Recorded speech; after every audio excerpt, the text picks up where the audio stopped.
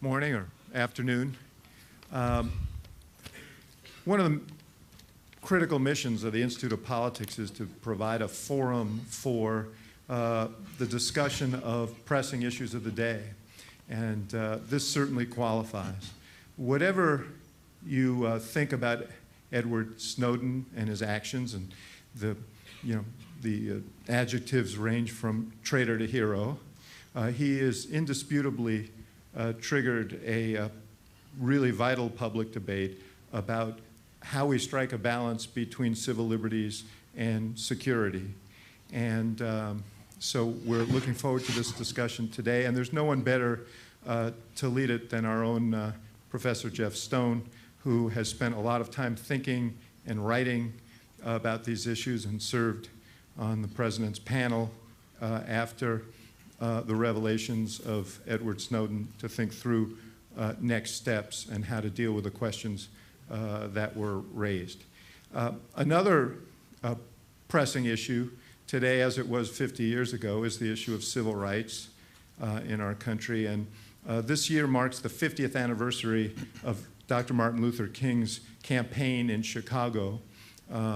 And we are going to have an event on May 19th with some of those who participated in that event with Dr. King and some civil rights leaders of this day to talk about what happened then and to assess where we are today. So we urge you to attend that. Let's see. Oh, that's going to be at the Chicago Theological Seminary, right? Chicago Theological Seminary. And now it is my pleasure to introduce the introducer, Brock Huebner, a fourth-year student and a stalwart of the Institute of Politics. So we appreciate him a lot. Brock.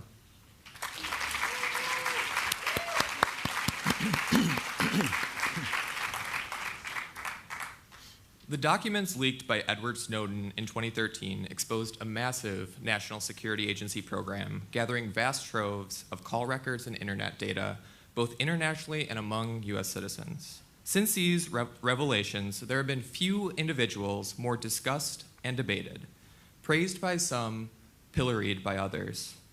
Though accused of espionage by the US government and labeled a traitor by US intelligence officials, Mr. Snowden has also been praised as a patriot and whistleblower, finishing as runner-up in Time's 2013 Person of the Year award. Through his actions, Edward Snowden forced a conversation about the relationship between privacy and security, not only within the upper echelons of US government, but also on online comment boards, day-to-day conversations, and on college campuses like the University of Chicago. Indeed, this was Snowden's ultimate goal, claiming in an interview with the Washington Post's Barton Gellman, quote, "I didn't want to change society. I wanted to give society a chance to determine if it should change itself." Already the subject of an Academy Award-winning documentary, Citizen4, his story will receive the cinematic treatment in Oliver Stone's upcoming film, Snowden. Leading this discussion is Jeffrey Stone, the Edward H. Levy Distinguished Service Professor here at the law school. Professor Stone served on President Obama's review group on intelligence and communications technologies. He also chaired the University of Chicago's Committee on Freedom of Expression. Please join me in welcoming Edward Snowden and Jeffrey Stone.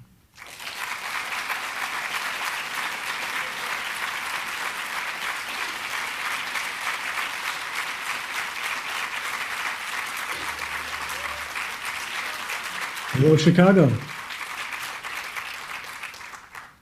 So welcome to the University of Chicago. It's good to see you again.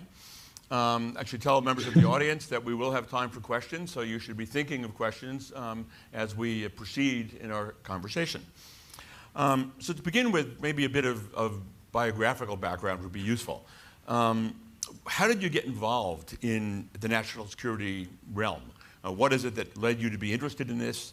And how did you find this to be something that was a passion of yours? So I grew up for most of my adolescence in the, sorry, there's a little challenge with the audio. It doesn't appear to be gated, so we're getting feedback through some mic and I'm hearing myself. But I'll do my best to talk through it.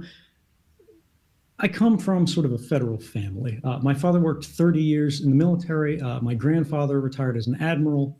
My mother worked for the federal courts, still does. In fact, a point of irony that I have not overlooked. And when I moved to Maryland, about, say, the end of elementary school, middle school, I was in the suburbs surrounding Fort Meade. So like everyone else who eventually starts going through high school and college and looking at, what are they going to do? I saw that this was just the natural direction of my life. Now, I had always been really interested in technology, or shall I say, sort of naturally proficient with technology. But I was really influenced by the claims of government, by sort of the mythology that's grown up around our country, and of course, Hollywood. So I thought, in the midst of the lead up to the Iraq War, when so many other Americans were protesting, I actually drank the Kool-Aid and I said, I'm going to sign up for the US Army. Didn't go for the Air Force, didn't go for the Navy. I said, I want to try out for Special Forces. And they had a special program. It was very selective. You had to pass higher standards than you normally would at graduation of boot camp just to be selected for it. But I worked really hard and I got in. Now I got injured and I got pushed out. And that was a time where I really looked back and reflected on my life of what could I do? And the conversations that surrounded me were, well, you've already started on your security clearance because, of course, you enlisted in the military. So why don't you finish that up and go into technology contracting for the IC agencies? And that was where I went. I went to the CIA, where I first worked as a contractor. While I was there, I was sort of talent scouted by one of the government employees who said, would you like to go overseas? And I had been, again, looking for that. And it just felt like it was something that I could do. A lot of other people in the office were like, I don't want to go. It seems like a burden. It seems like it wouldn't be, the kind of life you want. But for me, why not? So I did that. I rolled over to being a staff employee at the Central Intelligence Agency. On my first day, I came in and I took the oath of service. Now, I will point out, it's not an oath of secrecy. In fact, no oath of secrecy exists within the CIA or the NSA. The oath of service is to support and defend the Constitution of the United States of America against all enemies, foreign and domestic. It's not a pledge of loyalty to the president, to an official, to a policy, or anything else. It's to defend the Constitution specifically, and not just against those outside, but also against those inside. But I didn't have any problems there. I went overseas. I served undercover for a number of years from a diplomatic platform. And then I came back and went back into contracting for the NSA now. And this was perhaps 2009, 2010, somewhere in there. And for a number of years, I worked, I worked for the NSA as a contractor in Japan for a number of years. Then I came back to the United States. I worked for Dell as the lead technologist for their CIA account, designing sort of supercomputers for building password cracking clusters and things like that. And then I rolled over to Hawaii after I developed epilepsy and was no longer permitted to drive in Maryland. And there, I really began to be exposed to a scope of surveillance that I hadn't seen earlier in my career. There had been things that made me concerned, but particularly with the election of President Barack Obama and his claims to really roll back some of the most extensive policies that we saw during the Bush era, I thought, he should be given a chance. And it was with growing concern in these last years at the National Security Agency, particularly when I rolled over in my final position to working directly with the tools of mass surveillance. Although I wasn't working terrorism, I was working counter cyber. That I saw that our public claims had become entirely divorced from the private realities of how things work in the intelligence services in the United States. And that, I would say, is really how the arc of my career in full began. So you mentioned that when you joined the CIA position that there was not a requirement or an oath of confidentiality. But I assume when you took the NSA position, like other contractors or employees, you were required to acknowledge the fact that you had an obligation not to disclose any classified information to persons not authorized to receive it, and were aware of the fact that there's a federal law prohibiting that. So yes, I'm glad that you brought that up, because the thing here is that, yes, you are asked when you join the CIA as well, and of course the US military as well, if you gain access to classified information, you're required by this policy to safeguard it, and of course by some federal laws. However, it's a civil agreement, literally just a standard bureaucratic form like all of the others you fill out when you're being brought onboarded to these agencies. There are many of them. called SF-312. It's literally a standard form that the government makes everyone sign. So yes, of course, I recognized the importance of it, as did everyone else I worked with. This is a critical thing. We don't want people just taking all the classified they have and throwing it up in the air and just saying, you know, it'll all sort out in the end. That is a very valid concern. At the same time, it is not an oath. And this is where we start to get into the challenges. What happens when your obligations that the government has itself asked you to take upon yourself are in conflict with themselves? Do you obey the oath of service or the standard form 312? So you reached a point clearly where you concluded that despite the fact that there are, as you acknowledge, federal laws prohibiting the disclosure of classified information to persons unauthorized to receive it, that it was the right thing to do to make a fairly large amount of classified information public. So I'm curious, what led you to the conclusion that was the right thing to do, and who did you consult in making that decision? I think it's the critical thing when we start to get into this is setting out the context. Now, I wasn't new to the intelligence community. I'd been working in it for 8 years before I came public. Actually, I believe more than 8 years. And the thing here is that over time, particularly in the Obama administration, we were given the impression in the press that things were changing, that programs were shutting down. Again, the president promised to shut down Guantanamo, a thing which, again, he should be applauded for, but he didn't actually do it. Now, that's not something we can assign entirely to him, because obviously there's Congress involved and other things like that. But particularly in the progress of the laws, the progress of the policies, the progress of the technologies that I worked with directly, and in fact, helped build and design some of these systems, a point which, you know, perhaps we'll have a chance to discuss later in the evening. But for me, it really came to a head. I had thought prior to this that there was something that must be done. But I hadn't gotten to the point of, should I light my own life on fire? Because I knew the risks. You know, we had seen other whistleblowers previously. Thomas Drake, now we see recently Thomas Tam, Bill Binney, Kirk Wiebe, Ed Loomis, many other whistleblowers who had had their careers destroyed for going through the established process. But it eventually reached a point where public officials were having conflicts within Congress, where congressmen felt the public needed to know the truth of programs. And yet the most senior official in the United States, General James Clapper, the Director of National Intelligence, felt comfortable enough in his position that he was willing to lie under oath. Does the NSA collect any type of data at all on millions or hundreds of millions of Americans? No, sir. It does not. Not wittingly. There are cases where they could inadvertently, perhaps, collect, but not wittingly. Now, if I could just make one point here, because I think it is important for sort of the timeline of how people understand this. And this was not public until quite recently. Laura Poitras, the first journalist which I was in contact with, was at that point communicating with an anonymous source who said, look, there are serious things going on in terms of mass surveillance.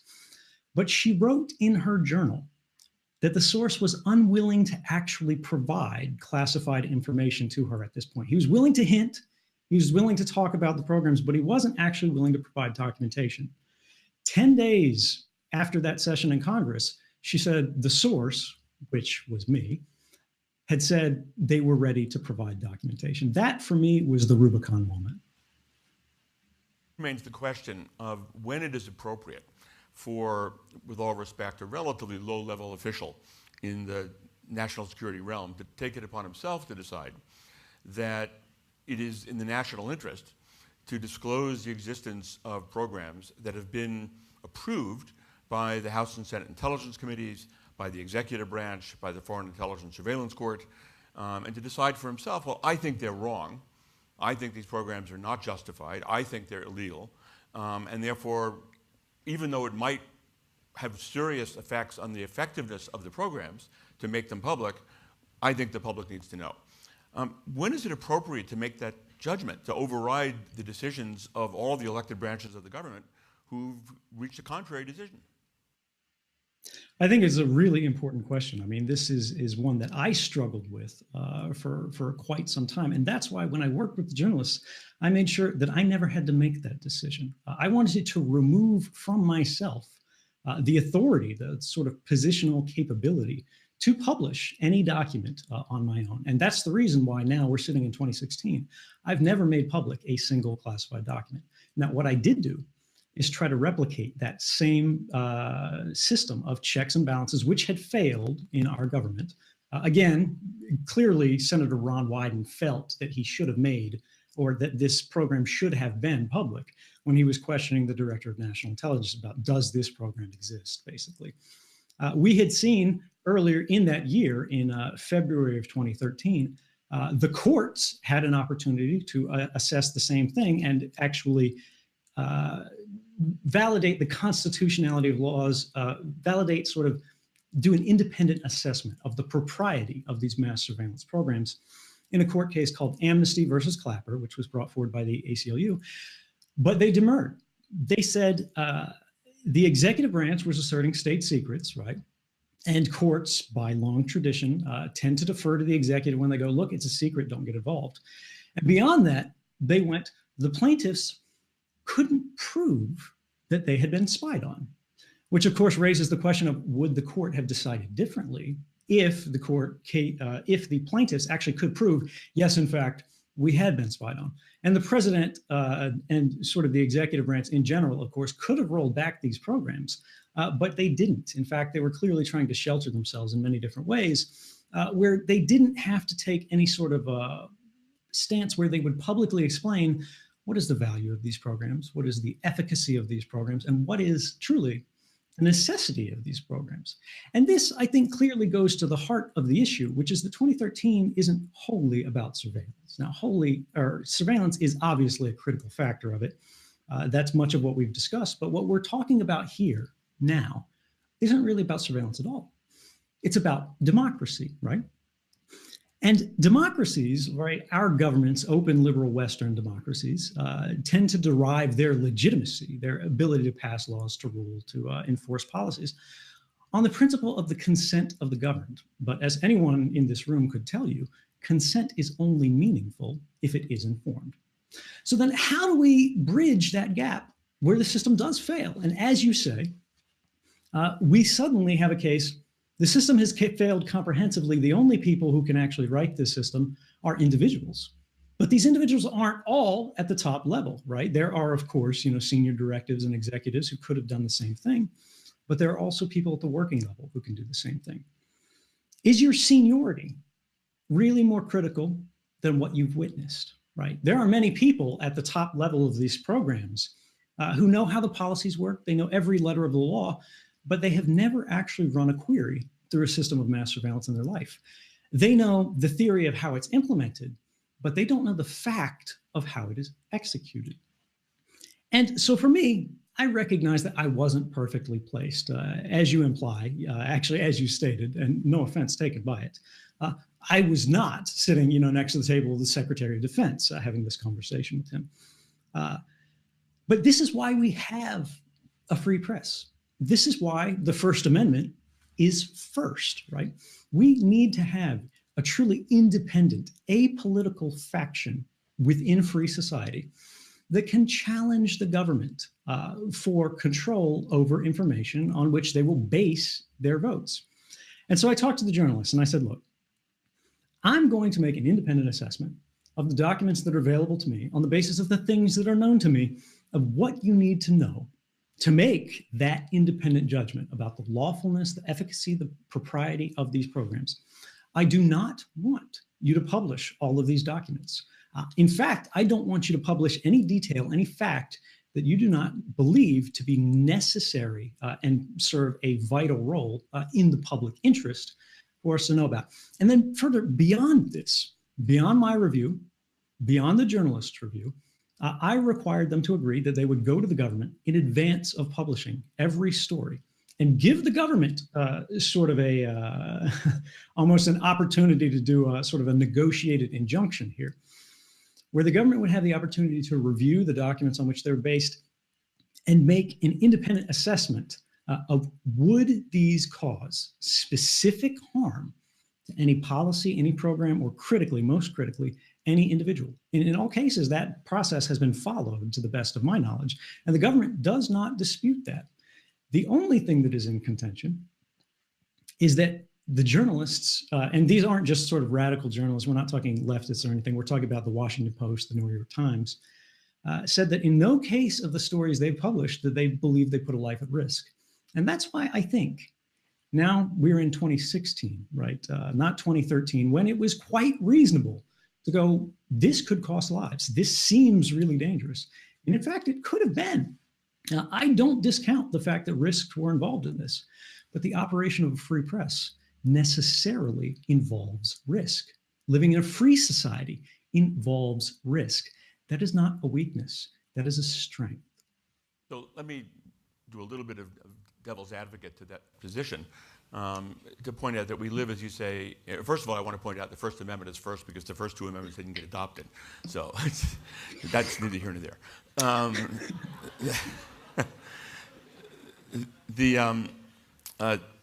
The notion of a free press is to give the press a great deal of freedom. But in the democracy, the notion is that the people get to decide things. And one of the things they get to decide is they get to elect their representatives. And the representatives get to make decisions. Everything's not a plebiscite. And there are certain areas in which it's always been understood that there's a degree of secrecy that's necessary. So the problem with secrecy is that on the one hand, it can quite legitimately further important interests on the part of the government. And it can also be used as a device for shielding wrongdoing or abuse of authority from criticism. And one of the difficult questions is knowing which of those two types of secrecy is going on in any given circumstance. And one of the reasons why we put in place a series of oversight over national security activities, which didn't exist before the late 70s, by creating the Foreign Intelligence Surveillance Court, by creating the House and Senate Intelligence Committees, was to basically create a series of checks and balances within the government to provide a mechanism by which democracy could operate, not in the sense that there can't be secrets, but in the sense that secrets could be kept only if there's a persuasive case that's made to the elected representatives, to the judiciary, that secrecy is necessary. So there's still the underlying conundrum of when it's appropriate to make this decision that I think, or journalists who, journalists have self-interests which are not necessarily the interest of the nation, when they should be put in a position of making these decisions other than the representatives of the people themselves. Let me go to another point though and ask, what was the outcome of all this? So to what extent, in your view, has the law changed about these programs in ways that you think solve the problems or address the concerns that motivated you in the first place to disclose this information? Well, as was said in the introduction, I think it's important to understand that I wasn't setting out to change policy. I was setting out to restore the balance between the governing and the governed, which has started to get a little bit out of whack. I mean, as you say, we elect representatives for a reason, right? But the only way that we can understand whether we want to re-elect them or support their policies, continue this, is if we actually know what they are, in at least broad outlines. Now, I'm not saying we need to know the name of every terrorist target. I'm not saying we need to know the name of every company we penetrated or whatever. But if we don't know at least those broad outlines, we're starting to enter a system where actually our votes begin to become ineffective. Because as you say, we elect people to represent us. But if we don't know what they're doing, and if we don't know what the other candidates who are their alternatives would be doing, what are our votes really doing? So I think necessarily there is a bias toward an informed public rather than one that's in the dark. Now, there are exceptions to this. But these exceptions are, I would argue, extraordinarily rare. When we're in times of total war, for example, U-boats in the harbor, we're already engaging in policies. We've rolled back civil liberties in ways that we would never approve of during peacetime. And we very likely should not in peacetime, thinking about things like Japanese internment. But regardless of our desires, in fact, we see the human nature they often do. these things become more clear because we're starting to talk about existential threats to the nation.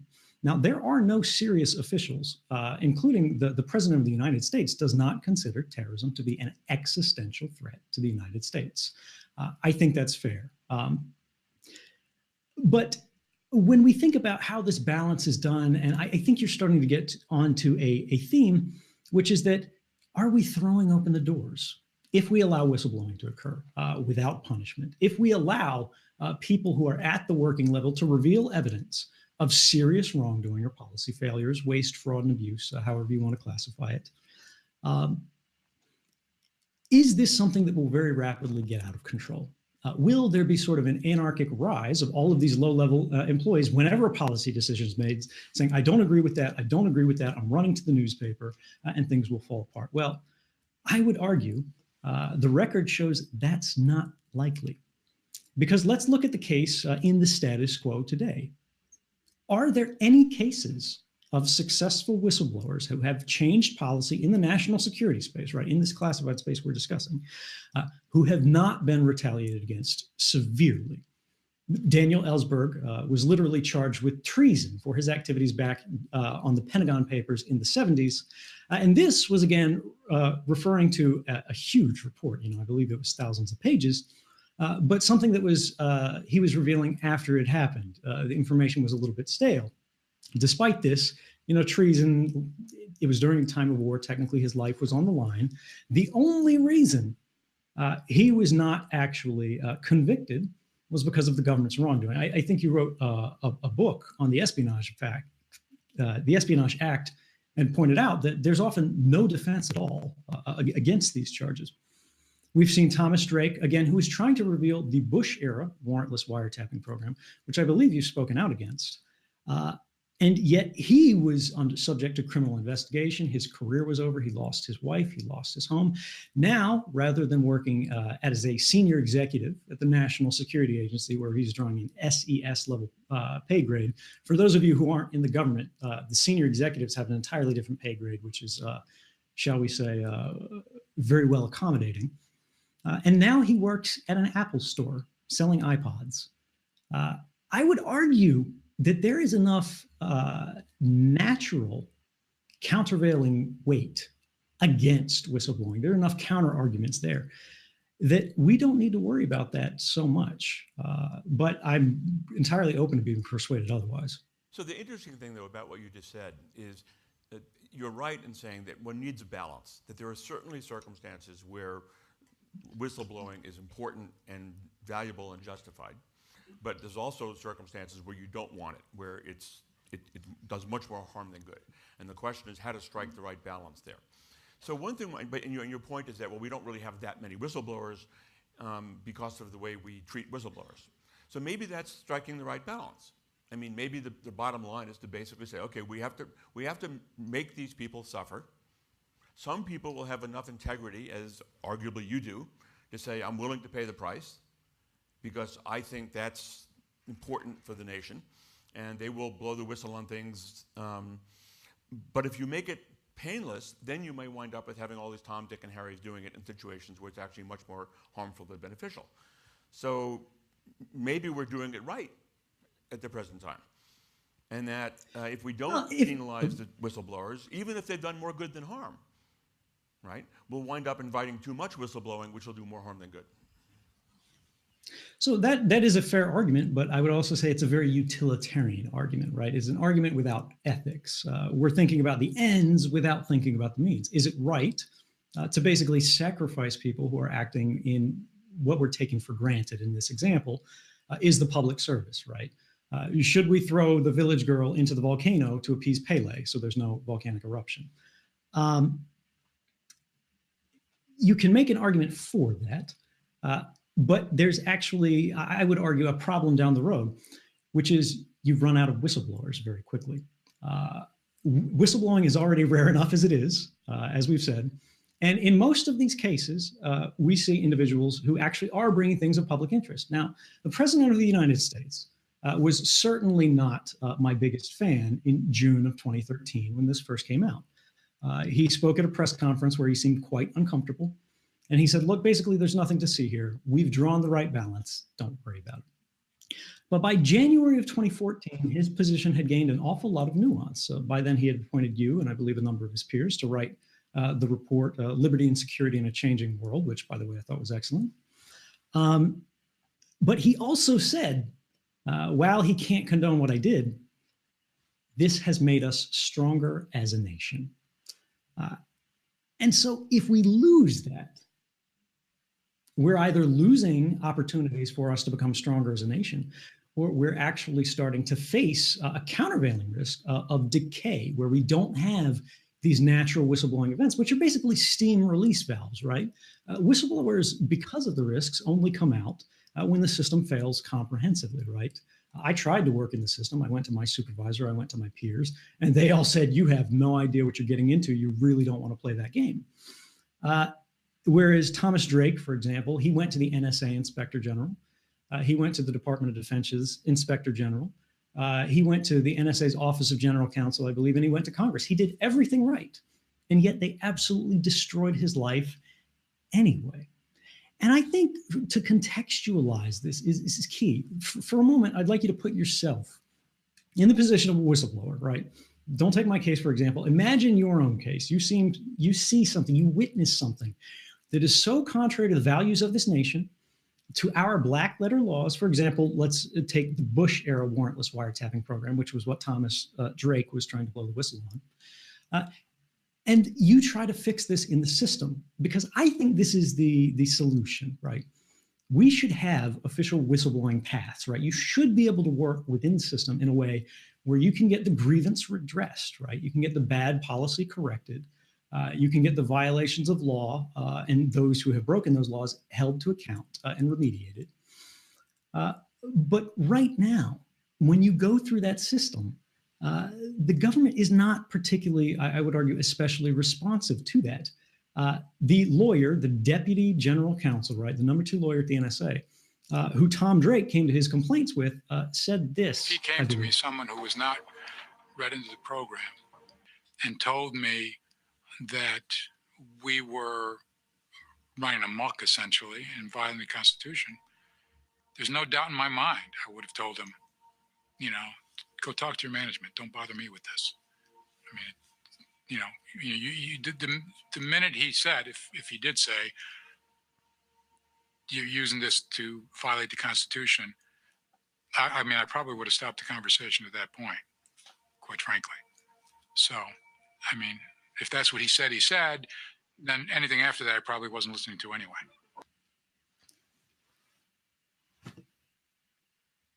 I take it what he meant by that, I hadn't seen that before, but I would take it what he meant by that was we weren't violating the Constitution. And we thought about this. We have lawyers looked at it. They said it was okay. So somebody comes and complains to us about it. I know better. So that's how I would interpret what you just showed there, which is not necessarily wrong. I mean, but that's entire. Yeah, I didn't like that program either, but that sounds to me like what he's saying. You're absolutely right. There's a much greater need in the system for review and checks and balances and so on than existed in the past and that exists at the present time. And there's also clearly a need for better avenues for whistleblowers to bring their concerns to the attention of people who have the authority to act upon those concerns within the system. And those are real failings that continue to exist. But I do want to go back to the question I asked earlier, which is, have the changes that have occurred in the laws as a result of your disclosures, in your view, made a real difference? Or are they just pretty much window dressing? No, absolutely. I mean, we've seen the very first law restricting the powers of the intelligence community rather than expanding them passed in the wake of these. Now, again, these are the programs that everyone was defending in June of 2013, including, I believe you. This is, again, no disrespect, but it's just to show that even individuals such as yourself, who have come down very strongly throughout their history on the side of civil liberties, no one would say you're sort of an agent of the state or anything like that, were persuaded. You said, you know, there's nothing in these programs that we've seen that's illegal, that's unconstitutional. But since then, when we got that extra layer of review, right, once we take that NSA Deputy General Counsel who goes, look, I don't have time for this, I'm not going to listen to this, because we've already looked at this as lawyers, right? We're not just brushing this off. We've said, all right, this is constitutional. What about the independent review, the review that comes from the courts? Now, so again, in February of 2013, Amnesty versus Clapper got flushed from the courts. But in 2014, we saw the same cases that had been brought forward again by the ACLU because they were a customer of Verizon Business, who was subject to that very first document that was revealed. Get them into the courts, and on appeal, they won. We had other judges who said these programs were illegal. They were likely unconstitutional. They were Orwellian in their scope. And of course, we had counter from other courts and things like that. But suddenly it begins to percolate up to the Supreme Court, where we get an actual matter of vital public importance. You know, this really shapes the relationship between the public and the government. Answered in what one would believe would be the traditional American sense. Because as you say, right, we've got the executive branch of government that's saying, look, we looked at these policies, we're comfortable with them. Fair enough. But that's not what the whistleblower is necessarily coming forward to do, right? They need to get this addressed by the whole of government. And ultimately, I'm no lawyer. You're the professor here. I was raised to believe that when we have those major cases and controversies, it is the courts that should be able to decide upon these.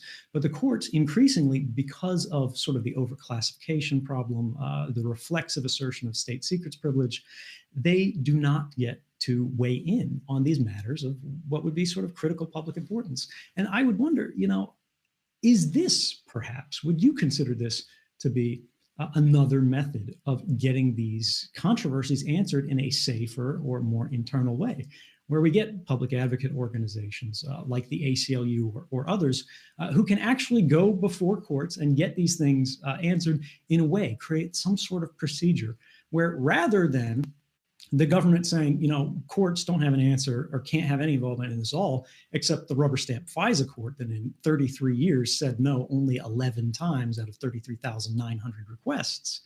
If we could get a real court, a normal court out there, an open court, that even in careful ways, you know, providing opinions in careful ways, could get to the heart of controversies without requiring individual employees to put themselves on the line like that. So perhaps ones who are not qualified or make the wrong call. To the audience about the real regular courts, and the FISA court. Historically, the problem with having real courts, regular courts, deal with issues of national security is that those courts don't have clearances for access to top secret information. Their law clerks, their messengers, their secretaries, their facilities are not made for that. And so you can't actually have them address issues that are meant to be classified because they're not capable of handling the security issues. So in Congress in 1978 created the Foreign Intelligence Surveillance Court, which was a special court consisting of regular federal judges who serve on a rotating basis within the national security realm, who act as regular judges for the purpose of being able to rule on the legality or constitutionality of secret programs. And it's the Foreign Intelligence Surveillance Court that is meant to serve that function.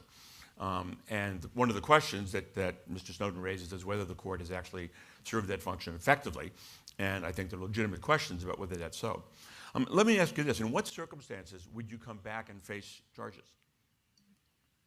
So I've already said from the very first moment that if the government was willing to provide a fair trial, if I had access to public interest defenses and other things like that, I would want to come home and make my case to the jury.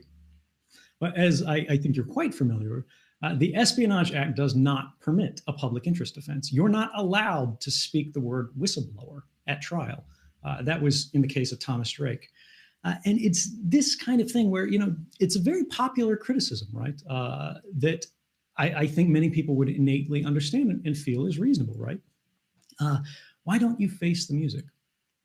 But if the only tune they're playing is an unfair trial where you are literally deprived of the only defense that actually matters in the case, is that really something that we would consider to be in America's interest? Do we want to create sort of a precedent that dissidents should be volunteering themselves, not for the 11 days in jail of Martin Luther King, or the single night in jail of Thoreau for not paying his poll tax, but 30 years or more in prison for what is an act of public service. Now, the reason that Thoreau and Martin Luther King put forth this brand of civil disobedience is to put the burden across many members of society in a mass movement to create change that could not be ignored.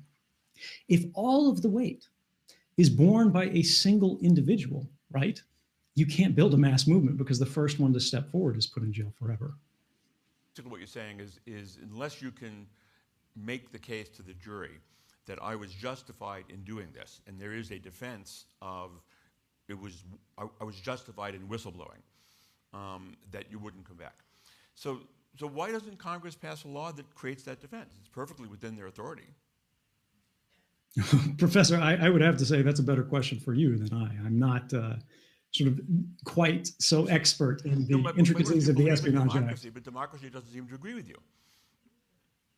Well, I wouldn't say that's the defense. case. They don't, because they don't think it's a good idea. Well, do we have them even consider it? Do we have them even debate it? Congress is desperate to pass so many laws today, you may have noticed, but they're not doing so well in actually getting any legislation passed. They're having trouble passing a budget. And now you're asking them to restructure laws that are 100 years old, right? That may be absolutely atrocious, that everyone in Congress realizes are just obscene. But at the same time, they're still focusing on getting that budget passed, right? There's priorities. But more generally, let me turn that around a little bit. Do you think it's appropriate? Do you think it's fair that someone who has done something that's done more good than bad, presumptively, goes to jail for the rest of their life for public service, particularly without being able to make a defense of their action?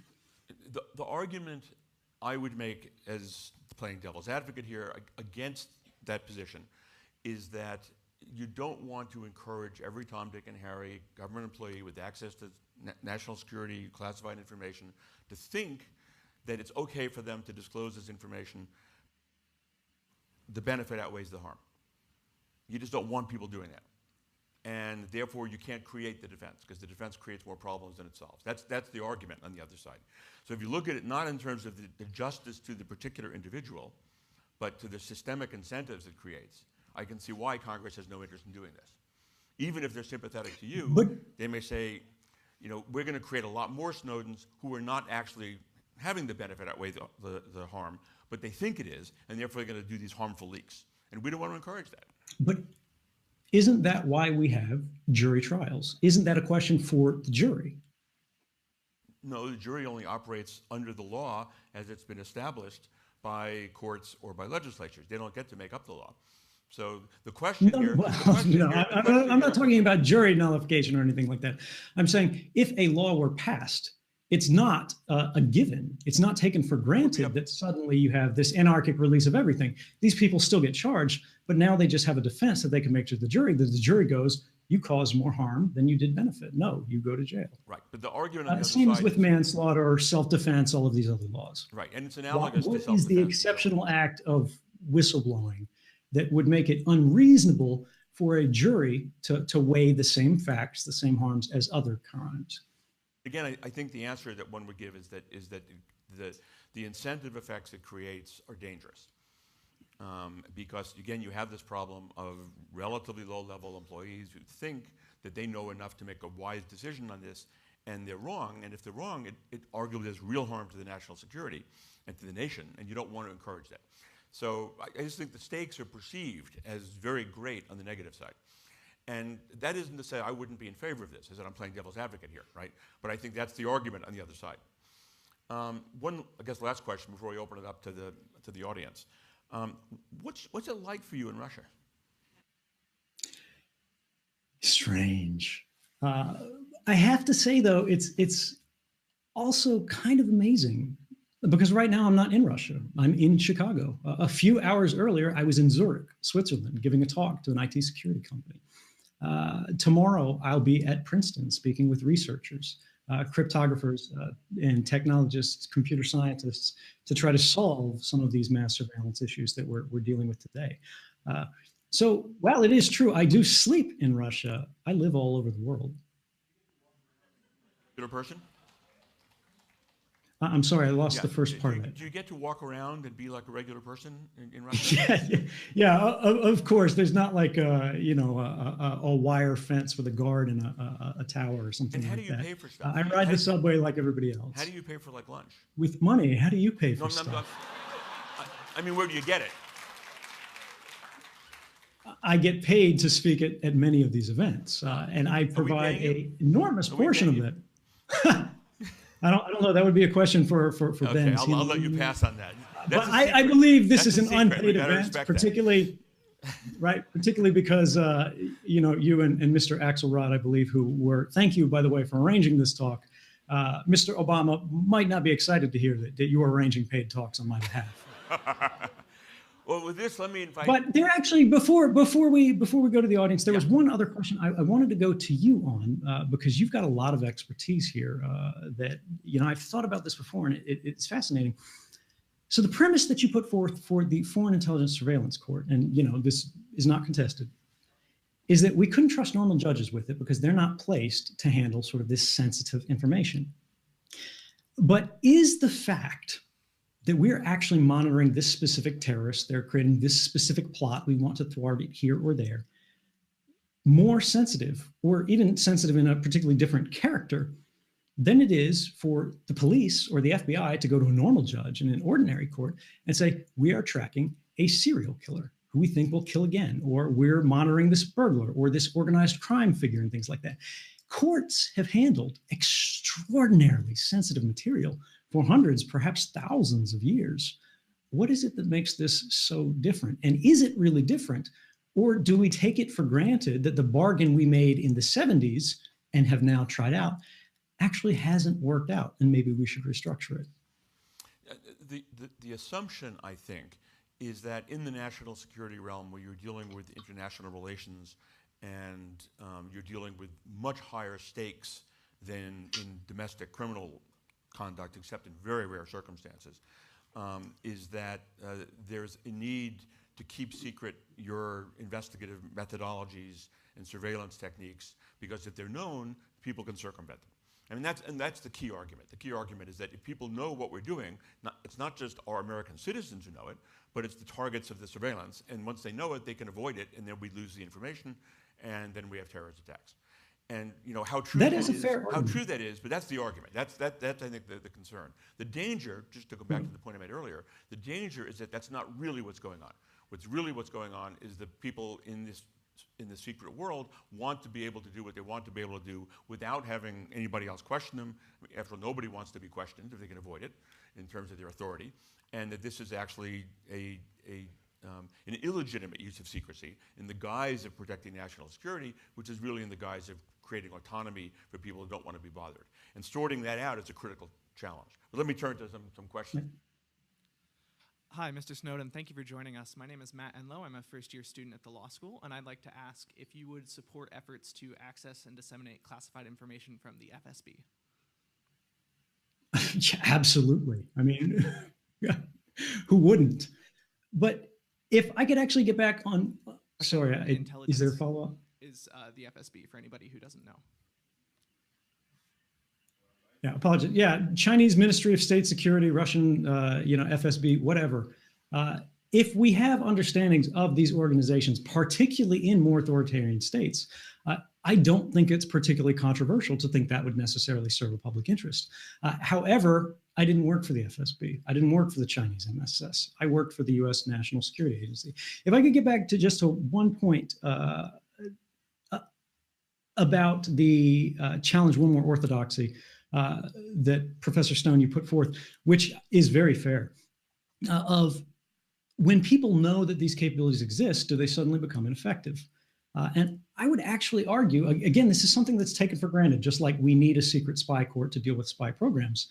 But when we look at the history, is that really true?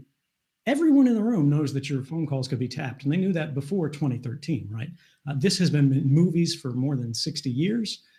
These programs have been public since the 19-teens, I believe.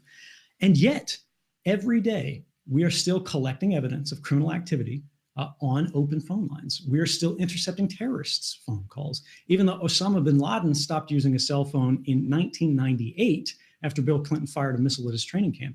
And even Angela Merkel, as was published in one of the things, this is a head of state, is making open phone calls about matters of foreign affairs. The fact that a capability is known, I would argue, does not render it as ineffective as we might presume.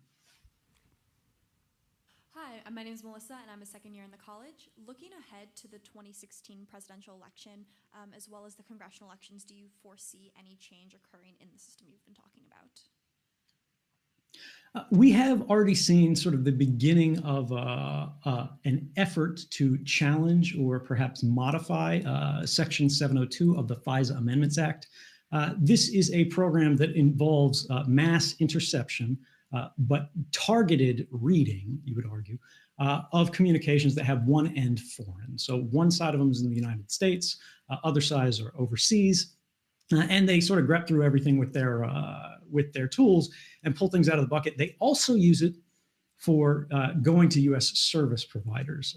There's a famous slide, I won't pop it up for you, but showing sort of Yahoo, Microsoft, Google, Facebook, Apple, all of those guys, and the times in which they voluntarily joined this NSA program to simplify beyond what the law allowed, right? The law required them to respond to subpoenas and whatnot. But all of these providers created sort of boutique tailored processes for American intelligence agencies to go forward and get whatever they wanted. Now, if it's about an American citizen, they had to get a warrant for this. But if it's anybody else in the world, doesn't matter whether they're French, German, or something else, they're fair game without a warrant.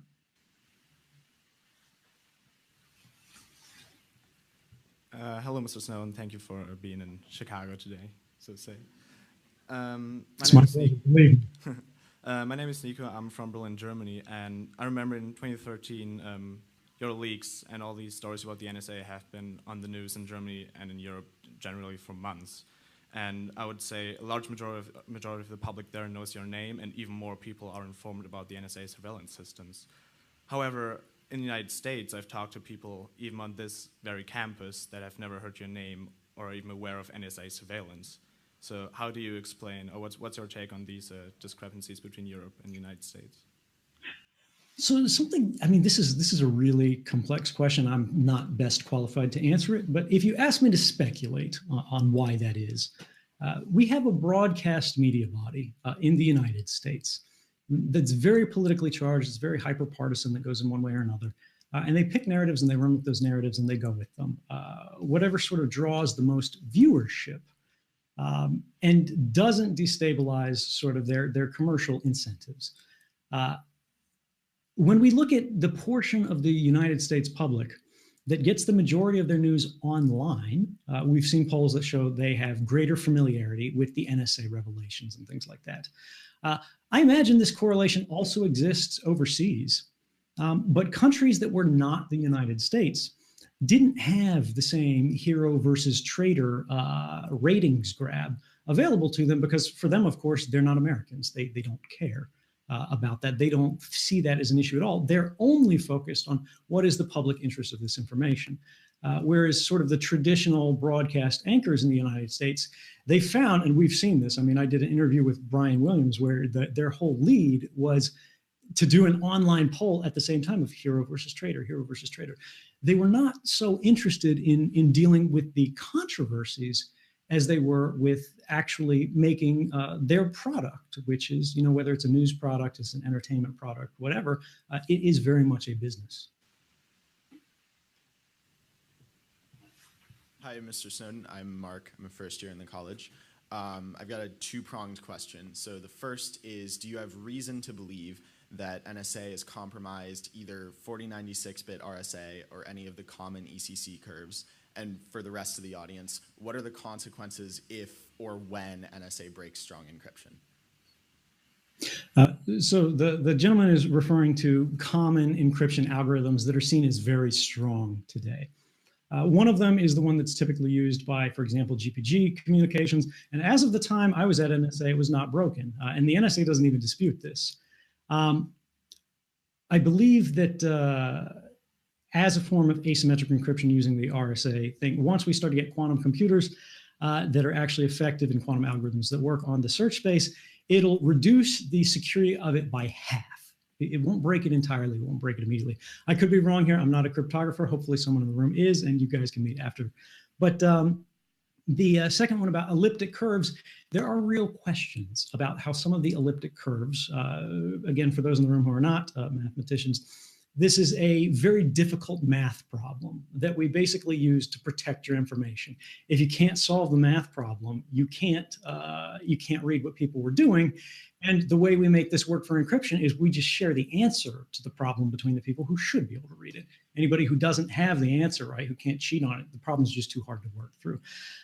Some of these sort of initial seed values, we don't know how they were generated.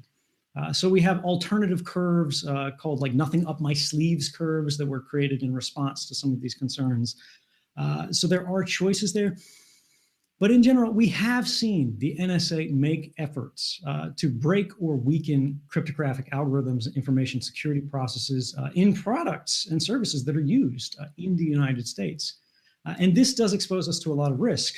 But we have a growing cohort within government and those who sort of support government and write reports on their behalf or share their expertise, such as Professor Stone here. And I think people in the room should give him credit for his report, where I believe, Professor Stone, correct me if I'm wrong here, you recommended in your 46 recommendations for the United States government in response to these revelations that the NSA not weaken encryption standards. And in fact, they work to increase the security of them. Is that correct? That's correct, absolutely.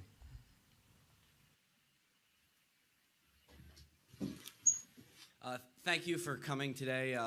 My question is about what's your reaction to third-party portrayals of your story, whether it's Oliver Stone's forthcoming movie or my favorite, John Oliver, coming over, equating your leaks to pictures of genitalia. What's your reaction to that? Did you expect to become a celebrity in this way? You know, it's really funny. If you go back to June 2013, you know, I was very forceful in my first interviews. And I said, look, guys, stop talking about me. Talk about the NSA. I am the least important part of the story here. But again, when we get into how does media sell attention, right? How do they get you, or sorry, how do they buy attention? How do they actually get you to watch things? People care about characters for whatever reason. You know, just our biology, our brains, the way we relate to things is about character stories. So they simply would not let me go. I was hoping so hard that, you know, we would get some other figurehead, somebody to stand up and start talking about them who didn't have the common criticisms against their character that I do, right? Because regardless of how you feel about me, there are people who dislike me, right? There are people who disapprove of what I did. If we could divorce that from the narrative, that would be extraordinarily helpful. But we didn't see it happen. At least the media didn't have an interest in it. At this point now, 3 years down the road, the way I look at it is these different portrayals and these different third-party things, I don't care how they want to talk about me, as long as they're getting people interested in the matters of governance, democracy, and security for our communications around the world. Talking about, you know, what the world is today in the status quo, but more importantly, what kind of world do we want to live in? I don't care how they do it. And I think it's a great thing that we, at least as the public, can have those conversations.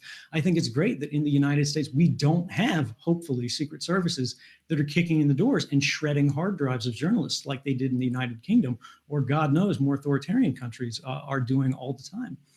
So, you know, I guess I kind of rambled there, but I would say, look, you know, one of the weird things about being thrust into these positions where everybody's talking about you is about 80% of it's wrong, right? And you just pray for the 5% they get right.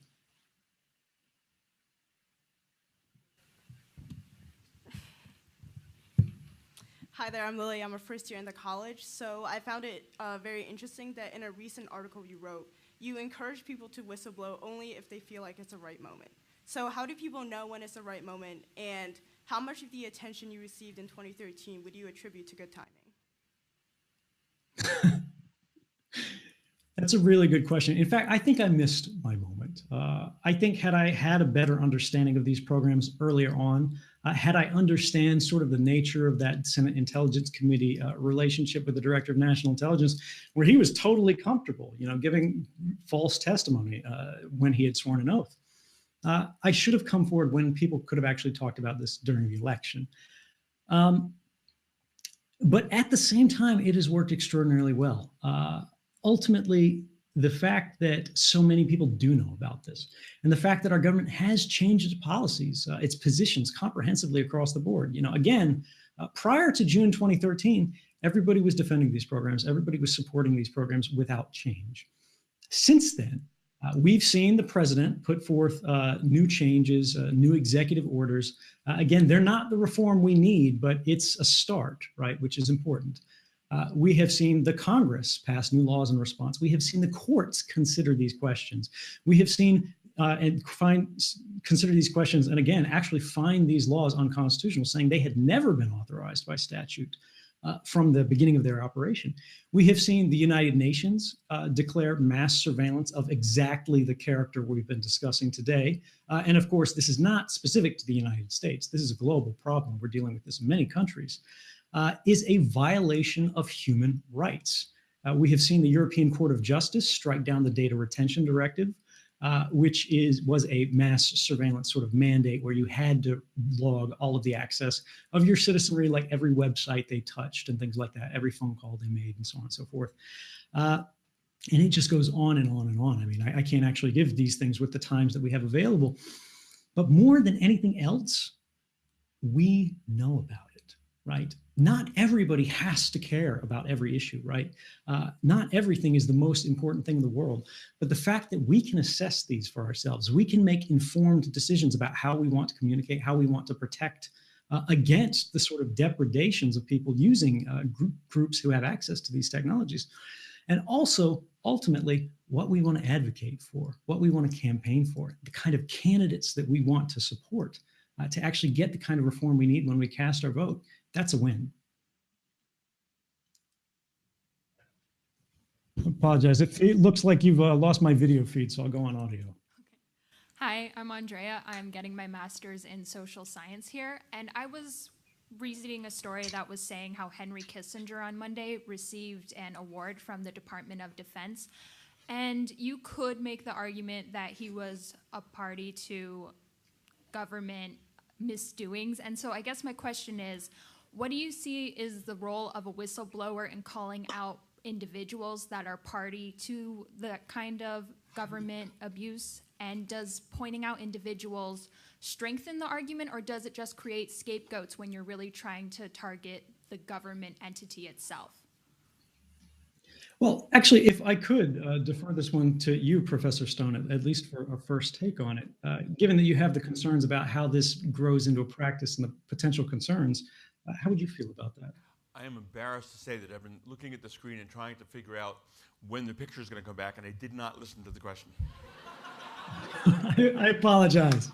No, I feel like a student in class who just got called on when I was looking at my iPhone. Okay. We all have a finite amount of attention, right? Could you repeat the question for the professor? Can you repeat it? Yeah. No problem. Basically, when a whistleblower comes forward, what do you see as their role in pointing out individuals that are party to the system? Does it heighten by creating examples and really making it tangible for individuals, or does it seem to undermine the entire system that whistleblowers are trying to point out by creating a scapegoat? The scapegoat meaning other people they identify? More that the government can point to an individual's wrongdoing than taking responsibility that the whistleblower is trying to point out. So I guess the question is, to what extent does the focus on the issue of the whistleblower divert attention from the substantive question that's been raised? So we're all sitting here today talking with Edward Snowden, about Edward Snowden. If we had an event today about the substantive issues that Mr. Snowden raised, my guess is we would not have nearly the demand in the audience that we have here. So now the question is whether that diversion takes attention away from the substantive issue, or whether people are actually much more interested in the celebrity than the substantive issue. And I think probably both are true. But I have no doubt that I know we had huge demand for this event, so we could watch Mr. Snowden up on a video screen. And I have no doubt if I were having this conversation here about the very same issues that Mr. Snowden raised, that the vast majority of students who wanted to attend this event wouldn't be here. But I don't know if that's a negative thing. I think it's just the two different elements of it. There's an interest in the substance, and there's an interest in the celebrity, and they don't, I think, take away from each other. Sure. And if I could just follow on that real quick, I do think there's actually a peripheral issue that's a little bit different, which is if we get a lot of whistleblowers who are focused on individuals' criminalities, right, rather than programmatic wrongdoing, whistleblowing can start, or at least the individual acts of it, can start to look partisan. It can start to look like this is actually about people you don't like or trying to get your boss out of his chair so you can occupy it, as was the case with Mark Felt, I believe, the deep throat back in the Watergate era. Although we don't know for sure that that's one of the sort of leading theories. It's more helpful when we actually start to focus again on the programmatic things. Now, as Mr. Stone said, can you draw the same crowd when you don't have the individual story? I'm not sure. I tried my best, but they wouldn't really let go. One last point. If technologically we can restore the video if we just reset the call right now, I'm not sure if the audio room is prepared to do that. If they are, we can do that. Otherwise, we can just forge ahead with audio only right now. Can we get the next question in the meantime while they decide? Hi, Mr. Snowden. My name is Isabel Dybel. I'm a first year in the college, and my question actually works nicely with that last point you were making. I'd like to talk about the path that you mentioned a little bit earlier for whistleblowers in the government.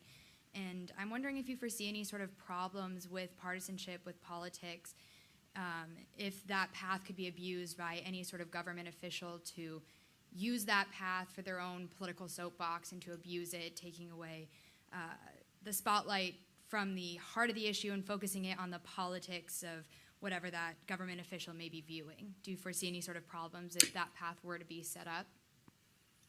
Yeah, so this creates actually, or starts to get at a very serious problem, which has not been discussed at all publicly in any substantive way, at least in the open side. Professor Stone may have seen some of this when they were talking internally around the White House and related agencies. But regardless of what you think about me, regardless of if what I did was the right thing or the wrong thing, what does it mean that a 29-year-old contractor could walk into the NSA, walk out with what the government contends is an unknowable number of files, provide these to journalists in secret, and the government doesn't know about it until this individual is sitting down in the room with the journalists? What if that individual or a similar individual weren't going to the press? What if they weren't interested in the furtherance of our methods of government? What if they weren't trying to help things? What if they were trying to help themselves, right? What if they were spying on people's communications or sharing them for monetary gain, or that they were actually foreign intelligence agents or something like that? The fact that controls are so lax in an agency with so much power, so much capability, should concern everyone. Thank you. Hi, Mr. Snowden. My question has to do with, earlier one of the questions mentioned that there's a possibly surprising level of unawareness of your name and your leaks in the US. And earlier we also touched upon the interest of in the contents of these leaks, about whether people would show up at events if the leaker wasn't a celebrity, somewhat of a celebrity. So I also noticed that even among people who are aware of the massive level of interception of information and communications, a sort of apathy towards the content of these leaks, despite their gravity. So I was wondering if you expected that sort of reaction to your leaks and why you think that is. So I pretty famously talked to the journalists, for those who followed the story, and said, I was pretty confident this was going to be a 3-day story. It was going to be on the front page, there was going to be a reaction the next day, and then there was going to be some commentary the next day, and then they were going to move on. Nobody's going to be talking about it anymore. The response that we have gotten has so far outpaced any reasonable expectations, right?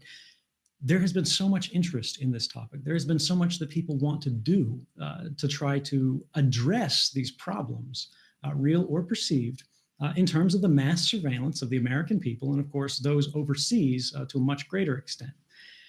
Now, at the same time, what you read as apathy, I think it comes down to what is the origin of that? Because I don't think you're wrong in seeing that a lot of people, give a shrug at it.